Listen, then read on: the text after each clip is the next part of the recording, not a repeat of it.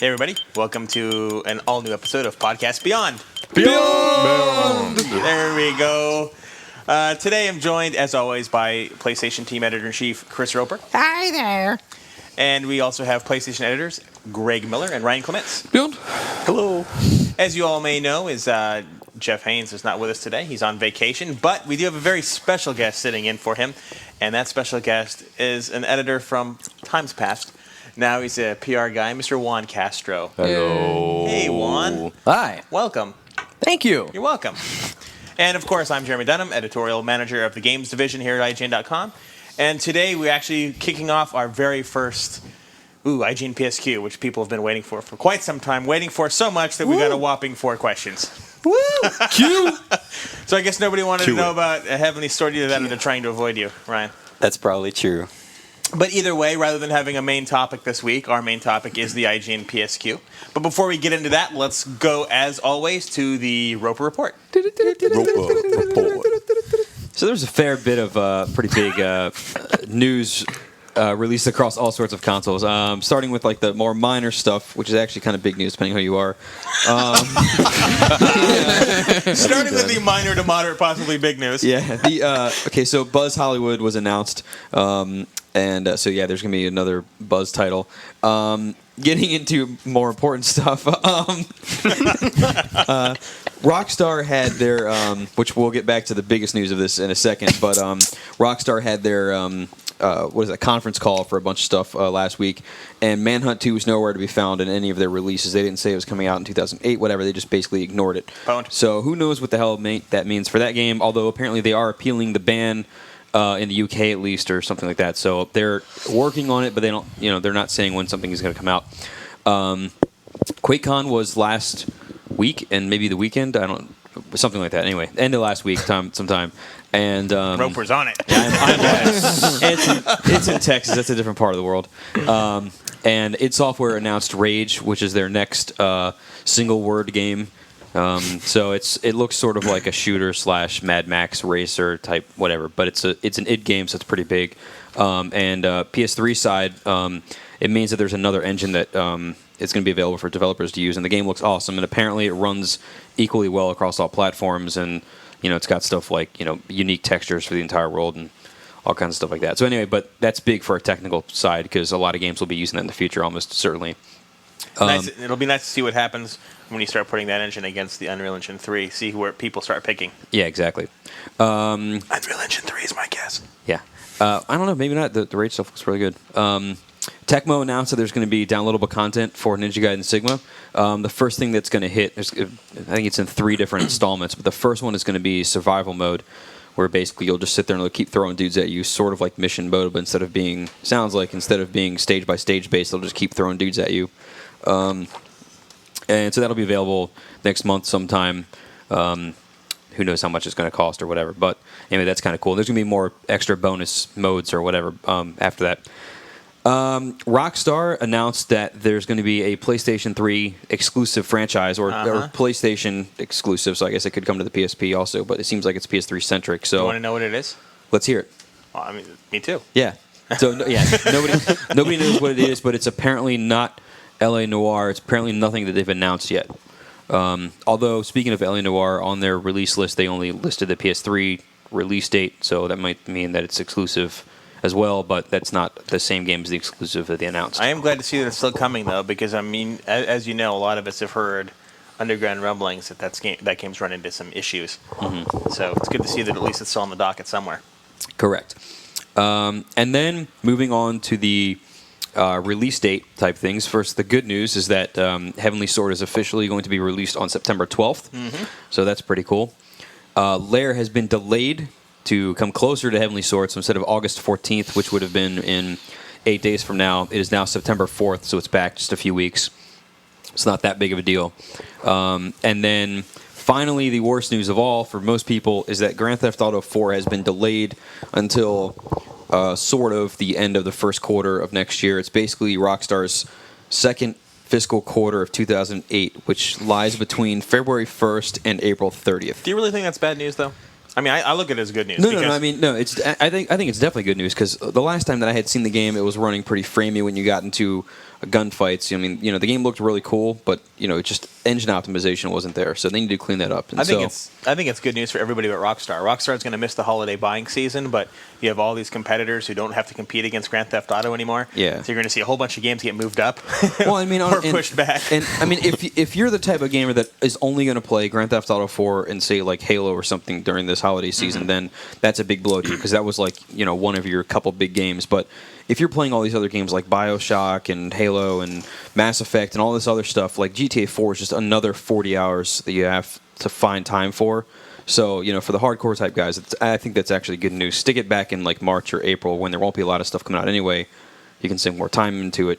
It's going to sell 10 billion copies no matter when it comes out. It's not bad news. I mean, it sucks for Rockstar as far as just looking at their numbers, but I mean that game's still going to sell no matter what. That's why I'm excited because now I don't have to worry about trying to find the time to play that on top of all these other big games I want to play. Like SingStar coming out in November. Yeah, SingStar's the top of my That's what you get for not putting it in the rubber report. I'll sneak it in. And I wonder too if this will actually help the immediate bottom line for the game because now instead of the game coming out on October 17th or 18th or whatever it was, and then having. Yeah, the 17th, I think. 16th. Whatever. It doesn't matter anymore. But instead of having it come out that day and then you're waiting for kids to get their systems for Christmas time, and that's after the release date. Now kids get their systems at Christmas, and then a couple months later, they're already going to have their system, and they can say, ooh, now I want to get GTA. And now we have money for it because Mommy hasn't bought me a present in a few months, and blah, blah, blah, and now they can get their stuff. You know what's stupid parents letting them buy them a PS3 for Grand Theft Auto. I think one thing PS3 owners really have to be happy about, though, is now not only do they have a pretty packed holiday season starting in September, but now they have a really packed Q1. You still have Burnout Paradise coming, Killzone coming, Metal Gear Solid, and now Grand Theft Auto. That's a very packed, very packed quarter. So Juan, that's the happenings in the game world, the PlayStation world. Let's see what happened in Juan news Fascinating. Last week? Yeah, Juan news last week. What happened? Oh God. Well, I dropped 2 pounds. Dropped 2 pounds. I cut out the sodas, cut out the bagels, except for the one I'm eating right now. I dropped 2 pounds. Good job cutting out the bagels. That's what IGN does to me. As soon as I walk in, man, it's like these bagels. They assaulted me. 1 week diet. So for all our listeners who haven't heard from you in a long time, which are many because you were only in a few podcasts before you left. Very true. What have you been up to? What are you doing? And why did you leave? We did get a few emails. Why did Juan leave the PlayStation channel? Besides the obvious to stop working with us. And milk cart racing. I was actually muscled out. What are you doing? I'm stuck on this fucking thing. All right, we're good to go. One is entangled in his headphones. Good to go. So yeah, go on. Okay, so I left IGN about 4 months ago or so to take a position as publicist at One PR Studio, which is a relatively new PR studio, working with a lot of video game companies. So in a way, I just jumped the fence to a different part of the same industry. So I mean, One PR works with Sega and Chrome Studios and a bunch of other clients. So I'm still working with a lot of the same people, just different angle. And what brings you by the office today? I actually wanted to show Chris Roper a product of one of our clients called the Fly Fusion, which is actually a smart pen which helps you categorize and label all handwritten notes onto a PC. So really good for note takers, students, aspiring scholars, all that good stuff. So cool. Is it compatible with the PSP? It is indeed through a future update. Nice. But I'll keep you posted on that. So you heard it here first or second. Where did they hear it? First. It's just the first place they've heard it? This is like another dimension, so who knows? Okay. Who knows what's going on in this room right now? Apparently not me. I don't know what the hell's going on. All right, thanks for the update, Juan. No problem. And he's going to be here all episode, folks, so you just wait. So go ahead, start writing in your questions now. For next week when he's not here, you can answer them. Plus, we figured Juan would give us good practice for when Dylan comes in next week. Forward the mockery to Juan at oneprstudio.com. There you go. Thank you. You realize that you just gave your email address out to the... Ask him how it feels not to have a premeditated. soul anymore. I know. Oh, Juan, this is the email. Oh, okay. It's actually kind of nice, you know. Hey, do you know why there's dog tags hanging above my desk? Dog tags. Yeah. It used to be your Oh. desk. Because it used to be your desk. Craig and me were kicking around theories, and we didn't have a good answer. Are they like anchored by this SOCOM canteen? No, they're up in the ceiling. Like they're hanging from the ceiling. Dude, are you sure, man? I'm positive. I don't remember that. Maybe it was to honor the fact that Juan is no longer with us. Craig thought it was that somebody was playing a joke on him because that he'd see them. This is Craig's theory, so don't yell at me. That you'd see them and get upset and then try to get up there, but you'd be too short. Wow. That's No. Craig. That's Craig's theory. No. That makes zero Okay. sense. Have you talked to Craig Harris? Of course. He bought a huge TV for his desk and he reviews DS games. He doesn't think logically, clearly. He also Dynamite sports a point. tail on his time off. All right, so here we go. We're going to go with the Heavenly Sword IGN PSQ now, and this is pretty much exclusively for Ryan. He's played the most of Bring Heavenly it, Sword. Ryan. Yo, Is Ryan going to be the one reviewing the game when it comes out? No, I am. And I've played almost as much as Ryan has. Okay, good. Ryan So played through Chapter 2, so we'll throw it through both we'll of you. tag team it. So this Tag first one team. comes from Rogue Leader, a guy who sends us a lot of emails, and we appreciate it. Says, hey, how would you guys rate the complexity of the combat? The demo was so brief that you couldn't get enough time with it to really feel if the combos and moves have real depth to them. You or me, man? Go ahead. All right. So for this one, I have to say that I think I played through the demo, the store one, the one that everybody else has exposure to. I played through it about like 7 to 10 times, I think. So since it was so short, I definitely got a lot of exposure to it. I think that it's definitely, there's a lot of complexity to it. For the most part, like the combo system, although it's incomplete in the demo, it looks like things are going to be really nice. For example, like there's one particular combo you can do where if you press a series of buttons, she'll do a series of techniques. She'll jump up into the air, and then like depending on where she is in the air, whether she's going up in the air, going down in the air, or just landed from her jump, like one button press will do like 3 different things. And that's just one combo out of like this massive list. So there's definitely like a lot of variety. There's a lot of complexity in the combo system. I'm not worried about that at all. I think that they did a really good job in giving a lot of different options for the massacre. Well, I mean, for me, it's one thing to have different animations and you see her kill so many different ways, but I mean, the end result is that you're killing somebody, or disabling them or blocking something or whatever. And with Heavenly Sword, instead of just having different animations, it actually works differently depending on what the situation is. So, a lot of games say, use this to grab some guy if he's disabled or whatever. But in Heavenly Sword, you actually need to think about when you're doing moves, like the ranged attack where you put, it's sort of like Kratos' blades where they're on like the chains or whatever.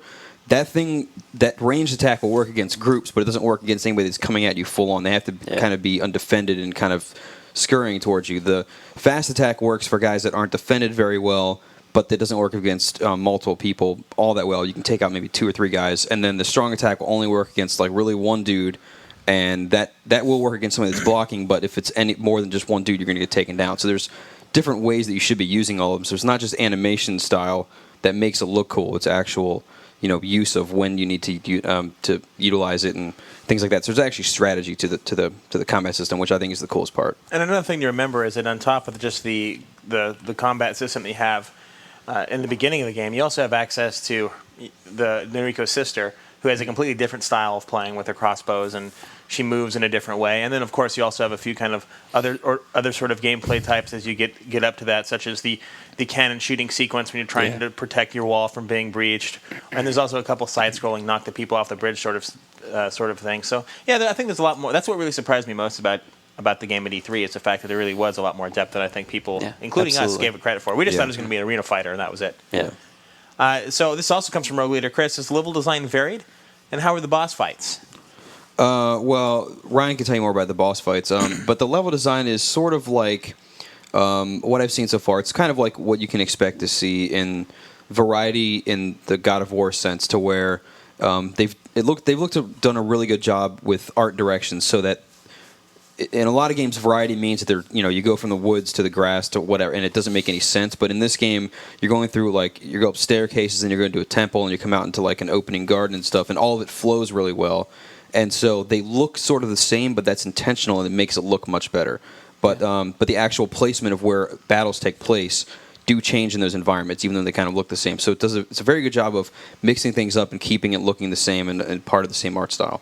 Yeah, because keep in mind I've mainly only played through Chapter 2, and so there's an overriding theme in Chapter 2 of them being in their kind of home temple area, that kind of valley, mountainous, region, and so maybe chapter 6, she could very well, let's descend into hell and fight in the fiery inferno. I don't know. I'm just saying, like, there's a possibility for the environments to become more varied depending on maybe what chapter you're in or what theme that they're going with. That's definitely an option. No, this isn't on the list, but it's something I've been curious about. The beginning of the game seems actually to be the end of the game. That's what I read, although I haven't gotten a chance to, because the thing I played was just chapter 2. So chapter 1 apparently is going to be, I forgot if I read it in an interview or somewhere, but they said that chapter 1 takes place at the very end, and then it's like you go back or something. I'm not sure.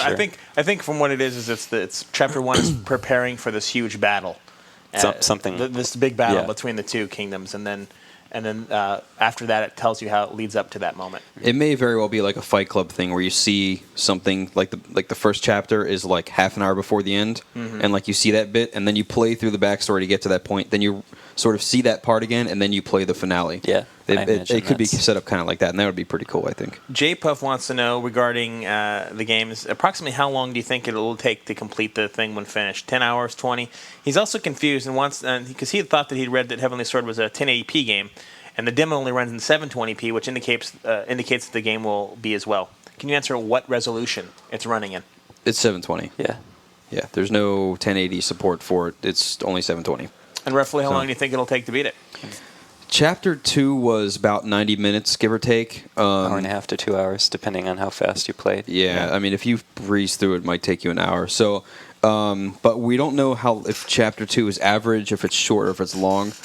If it's average, then you're looking at, I think there's 6 chapters times 90 minutes, say an hour and a half, so you're looking at about 9 hours, if that's an average chapter. And that doesn't count going back and doing extra things, because you can't go back and replay levels you've already beaten. Yeah, but for like a first time through, a guesstimate would be to say it's about a 10-hour game is probably close enough on the money that we're not going to be, nobody's going to come back and say, it's a 30-hour game, you're wrong. Speaking of going back and playing the levels that you've already beaten, I love their little menu screen that they have for that lets you kind of choose through it. I think of all the PlayStation 3 games I've played this year, or even just seen, that of all of them, that has my favorite art direction, I think. It's super cool. The only thing I don't like about it is that if you're going through a chapter and you haven't been doing it a bunch of times, you can't tell which part of the chapter it is, because it tells you the names, but it doesn't say like 2-1, 2-2, 2-3, 2-4. So it just tells you like gates, bridge, or whatever, cooler names than that. But so you can forget, you kind of forget where you are. That one thing at the one point. Yeah.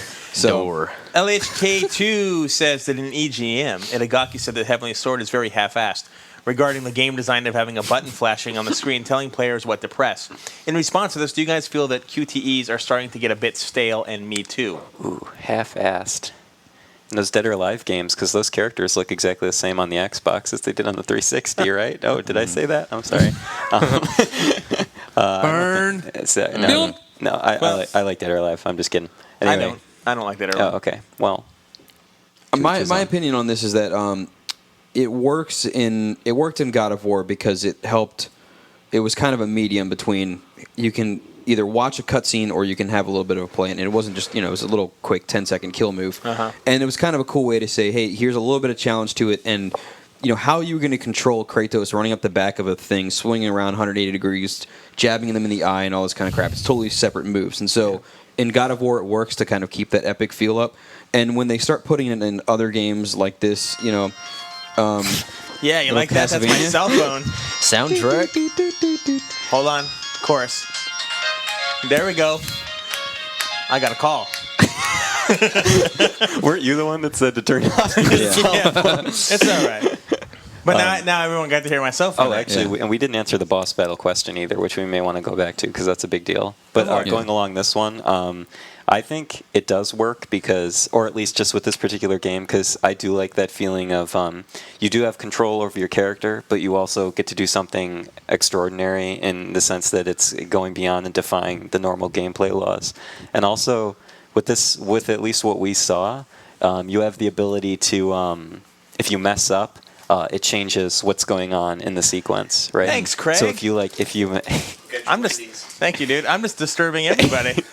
Not only did I get a phone call, but Craig just brought me some Wendy's. Is that a Frosty I see? It is a Frosty. Brought to you by Wendy's. Crack it open, dude. Communal Frosty.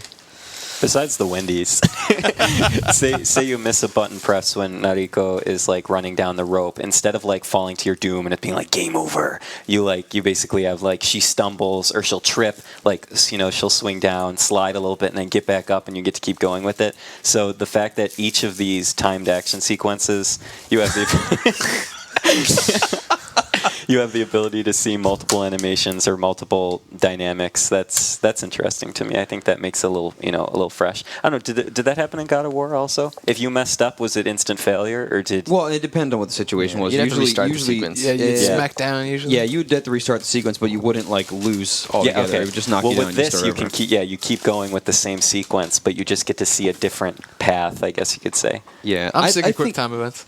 Yeah, I kind of am too. They take me out of the experience. Like Yeah. they do these games where they're so involved and so detailed, and you're having so much fun, and then all of a sudden, just the giant expo. Oh yeah, I'm playing a video game. Forgot. Well, see, that's what I was going to say before Jeremy's Castlevania theme came on. Was that With the don't forget about the Wendy's. Yeah, and the Wendy's. Is it like I think that it worked in God of War because it was kind of like, oh, okay, cool. Here's something kind of new. Yeah. May not be perfect, but I can dig it. Yeah. And then now it's been done in It's showing up 1 in, and like, 2, Spider-Man and now 3 it's in, and all this other crap. and all so we're seeing it way too much. I think that they should change it to where like you kind of have this little. If they're going to do this sort of thing at all, like this little choose your own adventure type thing where you have like different directions. Imagine like a non-chosen Dragon's Lair type thing where you can like it'll say like now choose and you can pick like left, mean right, like up, or Gears of down or War? whatever. Or- No, but it's not like Gears of War. But like you'd go like if you press left, you might go around to the side of its head and stab it. Or if you press up, you might climb to the top of the head and like. Depending on where you went, different things would happen, and like the first couple times you did it, you wouldn't know what the outcome would be, and so you could kind of That's mix true. it up and try a different. I think at least you'd have some choice there instead of just playing. It's sort of like a different rhythm game. Craig didn't give me any of my change. Of course not. Service charge. Boss battles were pretty cool. Also, I like QTEs. I don't mind them. I think as long as they're done well. nobody cares about the boss battles. God of War does it well. God of War does it Apparently well. not. I thought Tomb Raider Legend did it well. I think that Spider-Man 3 did it terribly. God, how bad. It was annoyed that? me so badly in that game. They weren't even like it was. You had to memorize it. It was a sequence of memorization because they would just flash up and there's no time to press it. You just get nailed by Sandman throwing stuff at you. Yeah, I wasn't a fan. And start the whole thing over. Believe it or not, those are all our Heavenly Sword questions. So that was our first IGN Yay. PSQ concluded. For those of you who remember that, in case you weren't. Yeah, it's over. Stop. No, that's not good. So if you want to hear more questions good. next I time, like You're good. and Ryan not singing battle themes of Final Fantasy, then I thought it send would be us more appropriate. questions. Right, Heavenly Sword, Final Fantasy. I get the It correlation was a victory theme. It was fanfare. there. It's reader mail. Milk time? That's right. we have no idea what to call this thing yet. Wait, we've gotten a couple good suggestions. PlayStation postage, you said you liked. Yeah, that one's not bad. Yeah, that one's What do you good. guys think? PlayStation postage? It's not bad. We should just keep ripping off PTI. Or also, cool. someone just recently suggested Sony Express. Sony I Express. don't Instead like of- that because then it's Sony's not answering the mail. We are. Yeah, and also it just Very true. brings up the image of a train, Yeah. That's okay. and trains are outdated. Well, So there you go. Unless it's like the bullet train thing. They're talking about building a train between like New York and L.A. No, they're Ooh. not. I don't know. That would be awesome. I've heard.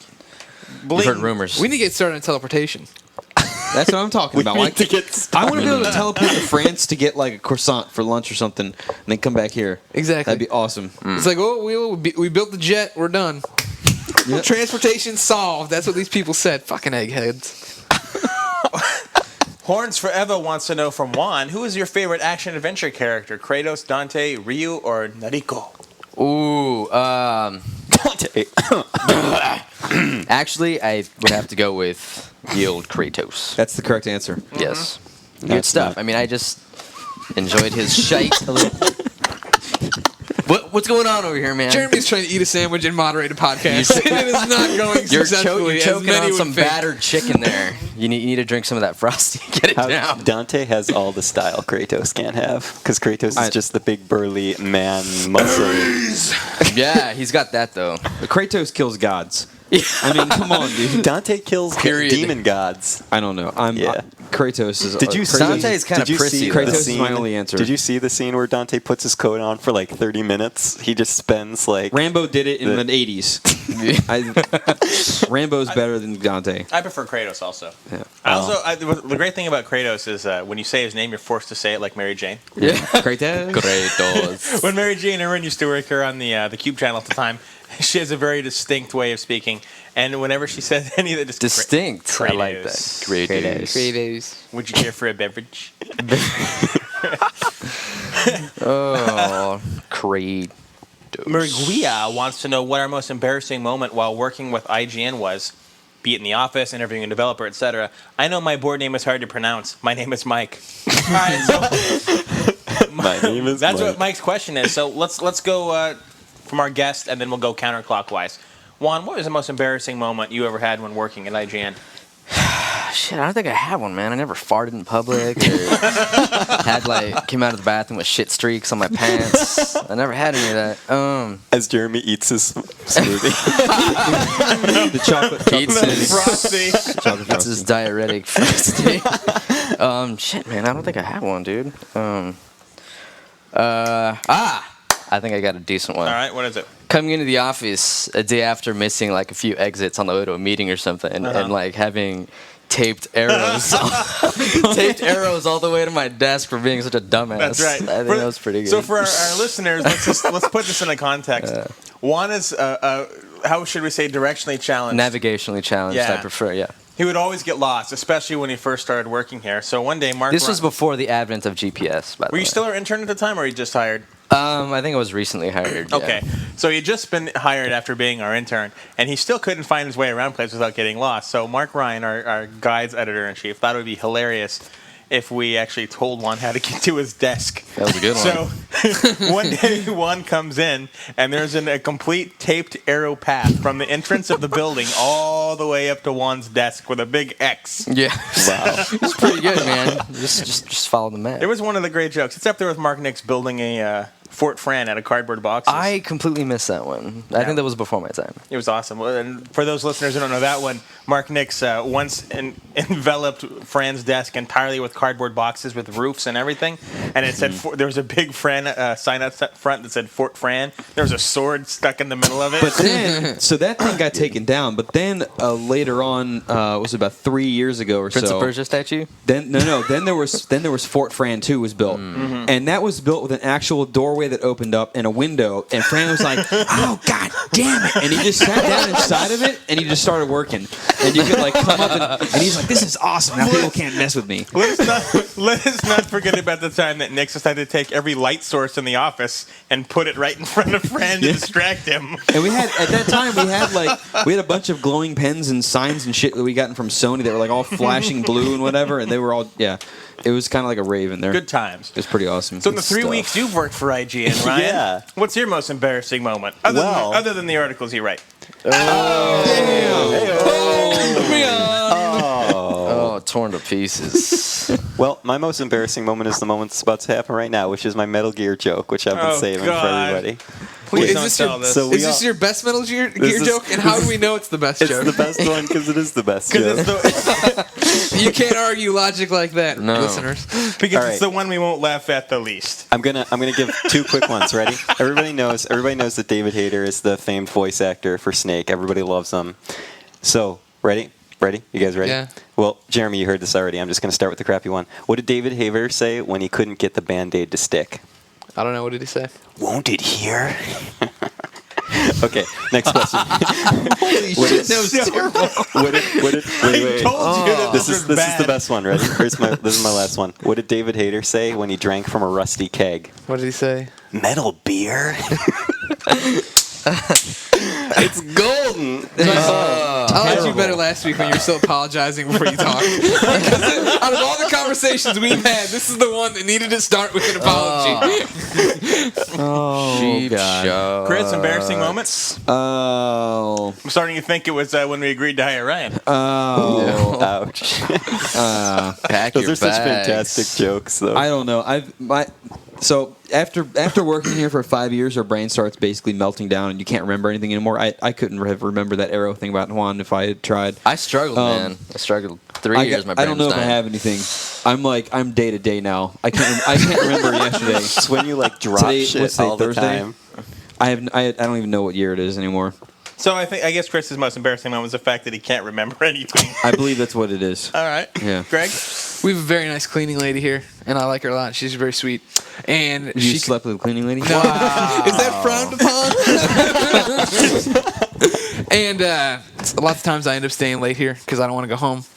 And sometimes I'll be working late, and she'll come through, and she'll have been cleaning everything, and then she'll pass by my desk and do her thing, and blah, blah, blah, blah. Later on, I'll go to the bathroom, and she'll, like, just clean the other bathroom. And, like, we had that moment where I'm like, yep.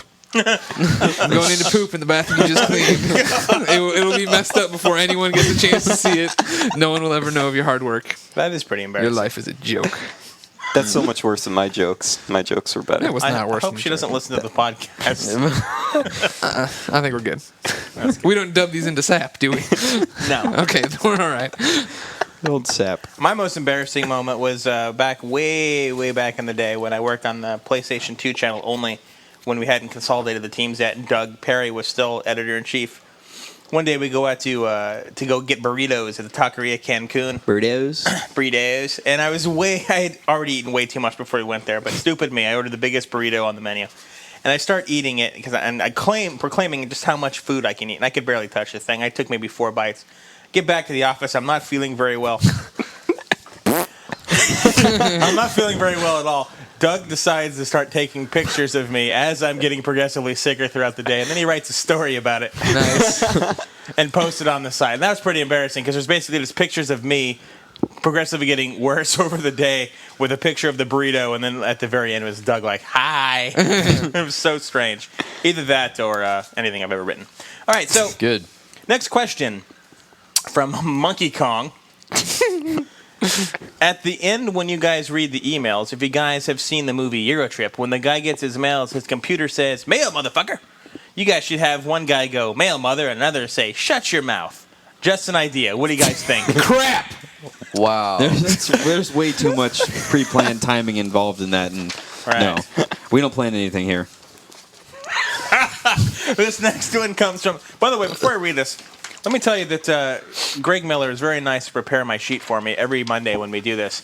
And so this one comes from Agent Trav, the douchebag, according to Greg Miller. If you don't remember, Agent Trav was the first Beyond Annoying and only Beyond Annoying, and ever since then he has taken pop shots at me every week trying to get back into Beyond Annoying. So I'm taking the pop shot. Yeah, Well, I guess he's not aware. He may not have heard it when I said that we're only going to let you be in Beyond Annoying Well, once. none of our listeners listen to us. That's true. They're always like, give us one question, make it short, and then they're like, well, hello, IGN Podcast Beyond. I would like to tell you that I go to grade school, and in grade school we often do blah, blah, blah. So I was wondering what the release date is for NHL. Agent Trav wants to know what exactly is the deal with Lair. Sony's official statement is that it's being held off to include key online features such as leaderboards and medal systems. However, it's kind of odd that they delayed the game right after EGM reviews, which were far less than favorable. Do you think the game is being delayed because of reasons Sony listed, or do you think that maybe Factor 5 is redoing some of the control scheme, which was EGM's biggest complaint? We must know. That's what he says. I think they're being honest, and it has to do with getting the online, server set up for the leaderboard stuff, and I think it has to do with optimization on that end. They pushed the game back 3 weeks, I guess, and they won't have any time to go in and do any major tweaks like a control overhaul. They would be able. I mean, if there was something where the text font was screwed up and they couldn't read it. Okay, they could fix that in 3 weeks. It's not. But for them to go and change the controls for the whole game, the thing they've been working on for years and years, they can't do that in 3 weeks. I mean, even if they could, I don't know. That's a bunch of crap. It's because of the online stuff. And there's nothing to the game directly that they're doing because that game is finished. It's gold and it's ready to go. And also, the one thing you need to remember is that the games that magazines review, EGM and OXM and all the other magazines out there, they're playing incomplete builds. These are games that are sometimes months and months away from being finished. And that's the one advantage that websites have over those magazines. We actually see finished games. We don't review games that aren't finished.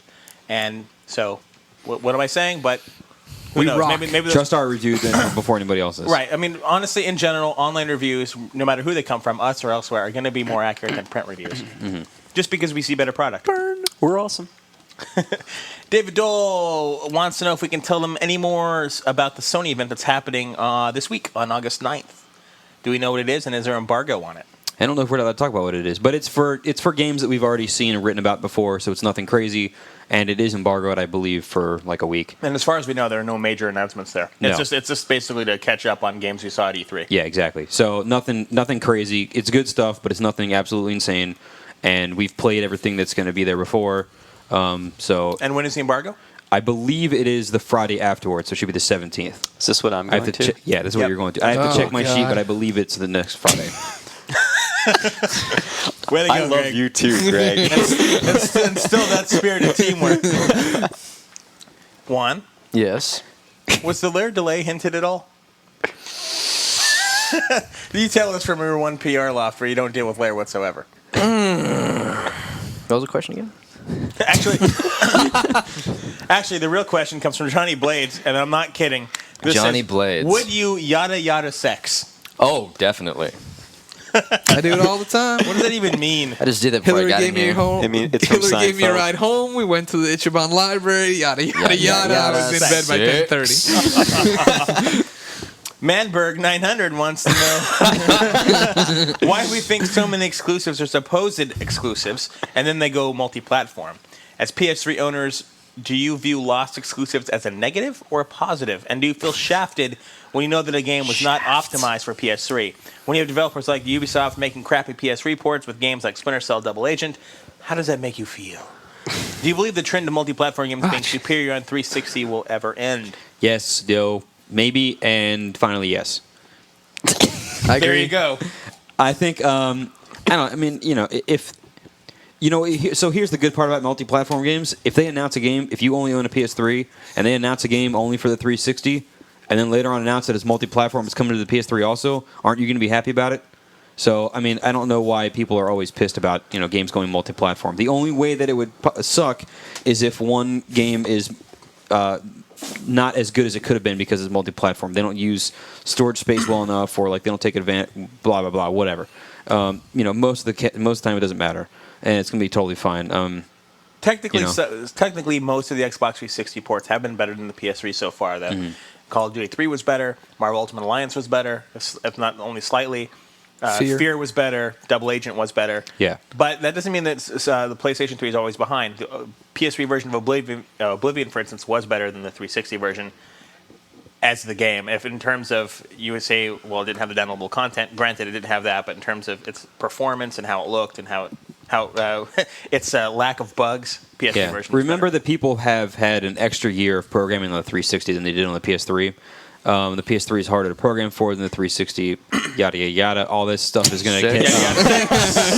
You have sex with the PS3. All of it's going to get. All of it's going to work out in the end. When people get used to the PS3 development, then it's going to be fine. I think the games that you're going to start seeing at the end of this year and next year are going to draw the line, and they're all going to be identical. I mean, look at id's thing. They're saying that Rage runs identically, or indiscernibly at least, on PC, 360, and PS3. And so right there, any game that's going to be made for that means everybody else has got to raise the bar. UT3 or the Unreal Engine's got to be brought up to speed, which apparently they announced that they're working with Sony to do so. Blah, blah, blah. All these games are going to be fine. I think an interesting test will be to see how Grand Theft Auto turns out on PS3 versus 360. Yeah. Yes, 360 is going to have that extra content, but in terms of its performance, I think that the edge is going to go to Grand Theft Auto, or to the PS3 version of GTA, simply because there's just so much stuff going on there. I think the Blu-ray is actually going to serve it well. Yeah, we'll see. Go Blue. 2779 has direct questions for very specific people. He wants to know from me who would win in a fight between World War Hulk or the Golden Age Superman. Greg and I were discussing this earlier. We were. It's hard to figure out because there's two Golden Age Supermans. There's either the one from the Golden Age, the one who has the powers of hypnosis and shape-shifting. Whoa. He can jump high. Exactly. Or you have the actual Superman from the graphic novel, The Golden Age. So I'm not quite sure which one you're referring to. Either way, as a huge Hulk fan, I'm just partial to Hulk, so I always say Hulk wins, even if he wouldn't. So Hulk wins. Plus, he's pissed off and he has his own army, man. As a huge Superman fan, I would agree with Jeremy. I think Golden Age Superman would lose to the current Hulk. Because he's just so much more savage. That's right. Well, not only that, he's really pissed off. And he's so much stronger. And he has an army. Yeah, he's got an army. And he totally destroyed. I don't know if you guys have been reading World War Hulk, but he's kicked the crap out of Black Bolt, who's one of the most powerful characters in the Marvel Universe. That's why you never hear about him. I mean, Black Bolt. He's one of the best kept secrets. He kicked the shit out of Aunt May. He beat the crap out of Mr. Fantastic, and he beat the entire team of X-Men from every last team at once. That's right. At once. At once. He whipped their ass. Wow. I was very impressed. Go Hulk. Go Hulk. 2779 also wants to know from Greg, what is the most saccharine game you've ever played? Sweet, he means, right? I suppose so. That Mickey Mouse game on Genesis. Haunted Castle, Haunted of Castle? Illusion. Well, which one? There was Castle of Illusion and there's World of Illusion. Castle. Castle. There you go. That was a great game. I did not like it. Really? I was very let down. I got it for Christmas. I didn't ask for it. You ever do that? Yeah. All right. You didn't like it at all, huh? I wanted well, something how else. old I were forget. You? What year was it? I was like 30. It was 6 years into the future. No wonder you didn't like it. I forget. I was old enough to know I didn't want to play a Mickey Mouse game. Mickey Mouse rules. I liked Castle of Illusion. You're wrong. Only in Kingdom Hearts, But it though. was saccharine, is what I'm saying. Pencils would like to know why PS3 controllers are dropping their connections for 2 to 3 seconds during gameplay occasionally. Is it a Bluetooth receiver failure on the PS3 consoles, bad controllers, interference, software, bad design? This has happened to all of us in the office. I still remember when we were doing launch day reviews, it happened to all of us at once in the same day. We're like, what the hell is happening? Yeah, you remember that? Yes. I don't. I mean, it may It be was a bad. problem with the chip and the hardware, but I don't think it's that the chip is giving out. It may be a weak signal or whatever, but it seems to have something to do very much with interference. I've never had this problem at home. Yeah, I know a never have lot of either. other people that don't have problems at home. Just, I mean, in the office we have computers and shit everywhere. So if it's going to happen anywhere, it's going to happen in a place like this, and it does happen. It happens. It doesn't happen often, I guess, but it happens often enough to where it's recurring. It only happens to me when I don't need it to. Yeah. When I'm in the middle of something very specific that just that moment I need precise control and then it just goes away. The best was Damn you. Roper was playing Ninja Gaiden when it Yeah. happened. He's like, God damn what? Is there going to be a time when you're like, man, I really hope my controller cuts out soon? 'cause Well, it happened to me in the middle of me getting the highest score I had previously gotten on Super Stardust. Oh, So I was really? really pissed off. I'm like, I'm kicking ass, and then all of a sudden my ship just starts going off diagonally. Well, what the hell's happening? JDog691 wants to know if any of us guys know when the new PSP is going to be released. September? The answer is Core is in September. Star Wars is October 9th. Daxter is September 10th. That pack. Ooh. Hell yeah. and for those of you who gotten your hands on it, Greg, I have. is the That's screen me. better or the same? Well, I'd like to throw out a quick shout out that if you check the PSP mailbag, we've been talking about this a long time ago. J-Dog. Thanks for being such a huge IGN fan. But no, it's no different from what I saw. Okay, J-Dog also like to know if Super Rub-A-Dub, he saw Super Rub-A-Dub on the PS Store for $3. I like where this is going. I saw Super Rub-A-Dub on the PS Store for $3. Is it worth getting at that price? No. If they're giving you the $3, then yes. I say no. Otherwise, no. It's not even worth it for free. If you are a millionaire, then it's questionable. Do not waste the space. I don't like that game at all. I gave it a 2.9, and I would do it again. Quick aside, I've talked before about how Katie got hooked on that Family Guy game, and that game was, just stupid repetition. I made her play this the other day when she was in town. She's like, "This is shit. Why That's would right. anyone play this?" And that's from somebody who likes the Family Guy game. So that's to put it in perspective. Which I gave a 4, I think. I gave the Family Guy game like a 4 or something. It was not a good score. No, it was not. All right, let's see. Here's a segment that I am ACN suggests that we add. We play PS3 online. It would be nice if we could get us to join a clan and play them in a game of Resistance. Well, you'd run into a problem there because I'm the only one here that's any good at Resistance. Ooh. It's true. It's true. Because the other guys don't play it that often. We should just I call play all it. cars. Yeah. I'm not super good. And see, now Calling all cars. I'm awful at calling I'm all good cars. at calling I'm all terrible cars, at brother. that. I'm pretty bad at that. Oh. All right, keep Roper going, and Greg go. are pretty good. Jeff's pretty good at it. Hell too. yeah. No, high five. Isn't Yeah. Jeff pretty good at it? No. No, he's not that good You're at all. thinking of Warhol. Is he decent? Jeff's actually terrible at calling out cars. Okay. I'm just so terrible that I thought he was good. Jeff. No. Because see, here's the thing. I think Jeff had better standard control. He knew what he was doing more. Except that no matter what he does, he can't score any points. And I think that you accidentally score That's a points great sometimes skill. or whatever. You happen to get in there, you like break free, and you like turn it up a notch. Jeff never does that. He's like always at, I don't know what it is, but yeah. We played Jaffe, and I think he scored 0 points the entire time. I got 1 point in that game. I remember that game. No, I got 3. I think you outscored Jeff. Yeah, but he did better, I think, when I was playing directly against him. Maybe so. I don't know. The point is, I'm not very good at it. And neither is Jeff. No, I guess not. But I am good at resistance. However, none of the guys here play other than me, really. I do. I don't count you. You do bad snake impressions. My snake impressions are fantastic. They're terrible. Let's go on. They're pretty awful. They're amazing. Middle. If awful means amazing. Another question from same dude. American developers are pushing the RPG genre forward with games like Oblivion, Fallout 3, and Mass Effect. How do you guys feel about the current state of Japanese role-playing games, and what do you think they should do to change the somewhat stale formula they've been following in the past 20 years, i.e., young lad leaves hometown, loses memory, meets mysterious girl, finds out the girl's princess gets kidnapped, king's more trusted advisor is to blame. It's about right. Wait, is the guy's name same dude, or were you referring to the same dude as before? I'm referring to the same dude. His name is not same dude. IMACN. I think they should change that format and stop doing it. I think they should make games like BioWare does. Well, you know, some some Japanese companies do get away from that familiar pace. Specifically, the guys behind Shin Megami Tensei, they do totally different stories. They do something really unusual. The Suikoden games do their own thing.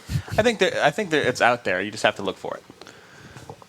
I think RPGs in general suffer from too much being recycled game to game. That is true, though. But the genre I like in Brave general- Story, and I gave it a low score because I felt it was just something I'd seen before. That's the same problem with me for Final Fantasy 1 and 2 on the PSP. Yeah. I thought that they were technically really good on the PSP, but I just seen them so many times, both literally and figuratively, that it just wasn't worth it for me. Angry Shadow Man wants to know if we can tell them anything about Half-Life Orange Box. Yeah, read the site. Moving on. We have a ton of features there, so... Yeah, jerk. And it's such a big game. There's nothing you can really just kind of touch on. I mean, don't even worry about reading about it. Or read about it because we get paid for views, but don't even worry about him taking any information. Go buy it. It's going to be awesome. Yeah, I'm looking for it. But here's the question. Should he get the PS3 version or should he hold off for PC 360? Because PS3 version not being developed by Valve. Well, we'll see. We'll see what happens when we review the game. Make sure you read all 3 of our reviews. Yeah. Just multiple open them all times. at the same time. And yeah. Unfortunately, we're not going to get to see the PS3 version until after the other ones come out because the PS3 version, I think, is a few weeks behind. I think PC 360 comes out October 9th, and then the PS3 version comes out end of October, early November. So we got a bit of a time frame there. Renderman wants to know if Looks like I left some PSQ questions in the back end here. Sorry. Yeah, because I was going to say, Renderman's like, are there any bosses? Yes, there are bosses. That's So Jeremy many. and myself. Let's see. Skip that one. Thor Jarl wants to know what are the chances of Spore coming to PS3 and not being castrated like the Sims 2 version for PS2? I think they're good. I think they're pretty good. A lot of people are, this started a couple years ago, a lot of people are taking franchises that look like they should have been PC only and kind of skewing their interfaces and stuff to be very console friendly so they can move over. And I think EA's been doing that with a lot of PC games. But I think Spore's design by default is very button oriented, and it's not so there's a lot of stuff to do, but it's not also very detailed menu driven, kind of like a lot of like if you try to move over Civilization directly, it would be too complicated. So that's why you need like the console kind of version of that. But I think Spore is just such a simple, like you don't need to read anything. It's all visual. I think it's going to work pretty well on the PS3. At the very least, we do know that they're at least exploring other platforms because last year, if you remember, the Spore team, specifically the Spore team, was looking for PSP programmers, and they had Spore in their job description. That is something they had working on, but something they are working on just that minute. So I think that at the very least, you could expect it on one of the PlayStation platforms. Yeah. We'll see what happens. 2 more questions, and we move on to our pick of the week. FF Obsessed 86 brings up a very good point, something we get a lot. It's, a while ago, there's a strong rumor about Resident Evil coming to PSP. A certain 1UP editor said it was definitely coming. 2 years have come and gone, and nothing, not a word. Listen to IGN. So my question is, have you, the great and masterful gentleman, all your vast knowledge, ever heard anything concrete? Really says this, by the way. It really does. I'm not adding this. Ever heard anything concrete on a Resident Evil game coming to PSP? Was it ever planned? Has it been canceled? And also, what's up with Devil May Cry Portable, which has sort of disappeared since they announced it at TGS a few years back? Well, first up, Resident Evil. I have heard rumors that, yes, there is a Resident Evil game coming to PSP. Specifically, it was Resident Evil Outbreak, a version of that coming in that was going to be Wi-Fi compatible and whatnot. Whether or not it was ever real, no one at Capcom will ever say. And it's hard to get them to tell us anything. So, because, Japan, U.S., we don't speak the same language. No, it's tough. Yeah. Just not on But the even same through page. translators, they're really not, they haven't been clear. The yada, yada, yada. Capcom's a very secretive company. 6. I think it's definitely possible. I think you will see one day, though. I think it's just a matter of time. And then as far as Devil May Cry, same deal. That was announced officially at TGS in 2005. I was there for that TGS. That's the only news they've ever had on it. Was just that we have this in development, and that was it. Hopefully, we'll learn more about that next year, which is, I think, probably the best time.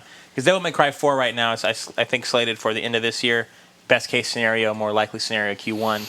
And I think around the same time, we'd probably see Devil May Cry on PSP as well. We'll see. Time will tell. Final question from H. Rooster. Have we heard anything new about the DC Comics MMO? I have. Don't expect to hear anything new this year. All right, there you go. Yeah, it's what, a 2008, or late 2008, early 2009 game? I'm not sure if that's what they were saying. It's far out. It's Yeah, not it's going to be your- anytime far soon. out. I would Should say read that one it's where the far. guy complains about me. Which one is that? I'll read it. What the hell? Where is it? Kosin. Very bottom, The very bottom of the there. same Oh, page. okay. Let's read it then. Finally, Cossin would like to say that the new guy that we hired really needs to learn how to speak coherently if he's going to stay on the podcasts. Like every time he is asked a question, he says 1,000 times and it's beyond annoying. It's just to the point where I can't listen to any more podcasts unless he can break the habit. What do you think you're on? Can you break the habit? Can you? You do say a lot. I have noticed that. Oh, you do have noticed? In your first Heavenly Sword question, you said 9 times, and in the second question, Roper only said it twice. Well, And I was forgive me for using it that. to say wood is like the stuff that comes from a We all tree. have our It is. mannerisms, though. Anyway, yeah, I just have to say it's unfortunate that I do say sometimes. I try not to, and I tried not to today, but apparently I still slipped up. But anyway, Well, I think 9 is an acceptable number. That's not even double digits. Yeah, it's Anyway, all right. This sort of thing, I've noticed everybody has these sorts of things. People Of say, course. Yeah. all sorts of things. You My- know it's my popular, too. thing is Yeah. Chris's is yours is Greg's is just gibberish. Beyond! and beyond. Also, Yoda but 6. something like this, it's the more you pay attention to it, the more painfully obvious it becomes. Like right now, what's this guy's name? Kosan. Kosan. I want you to think right now about your blinking. Think really hard about it. Think about how you're blinking and how you have to control that every second. And I can guarantee you that if you actually think about your blinking, it suddenly becomes this colossal pain in the ass. You when in realize actuality, you're going to get sued now when this guy has motor function problems. Mustn't play off. so just don't pay attention to my likes, and maybe you can still listen to me. We can I think be best now friends. everybody's going to pay attention It's to your pick of the week time. And pick of the week, last week wasn't really a good week for software. So since we have a guest, we're going to turn to our guest and say, "Guest, who's Juan? You worked on the PlayStation team for many years. What classic PlayStation game on any platform would you recommend people go out there and pick? Classic or 2 years ago classic? It could be as recent as a month ago. But since nothing came out last week that you could really recommend, we're leaving it up to you. What should people go out and get on the PS2 or the PSP or PS3? The last PlayStation game I've been playing is Tomb Raider Anniversary because I was a huge fan of Tomb Raider Legend. And it's really, really good. I mean, it's cheap. It's $29, I think. It's a 40-hour game. They did everything right to, blend in what was good about the first game with all the cool mechanics of Legend. It's a great game. It'll make your dollar last. So it's Greg good. gave it a There 7.8. You need to 40 hours? Sure it is. If No. you take your time and admire the scenery, it's like it'd be So 80 hours. you're standing there for 20 hours. That's how you stretch it out. Hey, Hey, whatever. hey. Some people like the scenery. It is a good game. Some said it people was like good. the scenery, the Like- bouncing like- up and down scenery. Like, So, Juan, before we go, do you Yes. want to tell our listeners what games you are working on, what you're pushing, and whenever they see What I'm pushing. whenever they see I push coverage a of good many games on things. our network and other networks, what you're responsible for? What are you putting out there lately? Right now, I'm working on a few Sega titles. Sega! I'm working on the club. Uh-huh. From Bizarre, which is pretty cool. They like to describe it as like a Burnout meets, third-person action title. I so. like to describe it as a game no one's going to buy. Hey. You really think so? No, I'm just giving one a hard time. I thought it was fun. I think like you'll find a the market. first time I saw it, I was like, it definitely needs work. This was like a long time ago. And then, for Gamers Day, they brought in a new build, and everybody seemed to like it, and I was just like, I was sweating bullets because I didn't know what it was going to look like. So I saw it, and I was like, thank God, it was optimized a little bit, and it's still got some work to go, but it looks fun. My big concern for that game, though, is there's just so many other huge games at the same time. That's the It's gonna thing. be Yeah. hard it's going to be hard There's to... so much. What is going on? What's that noise? Where's the jingle? Ignore it. That's the yada yada sex That's jingle. the wrap it up. Finish your award speech. I do want to thank Juan for coming in, buddy. Yay, It was Juan. good seeing you. Thank you. As always, look for Chris, Juan, and I, along with Greg, and maybe Jeff and Ryan next time at your local BJ's about once a We month. should go like right now. We should screw I can't. this We got company a meeting. company-wide Whatever. meeting. Who cares? Yeah, you're like, screw this. Let's Let's go. go. Let's go. You're not part of the company. Come anymore. on. We have to go man. learn that we're all fired. Okay. Greg, take us out. First, I want to thank Brian Belcher. He is the guy who did that spotlight for us. I've been trying to thank him for 3 weeks and kept forgetting to. This song of the week is from Thor Jarl. It is Britney Spears' Hit Me One More Time. Oh. And I'm dedicating it as a special version to one Jeff Haynes, who is not with us today, but picked up my song Torch yesterday. So, oh, baby, baby. Yeah. Oh, baby, baby. Beyond. Oh, Jeffy, baby, how was I supposed to know?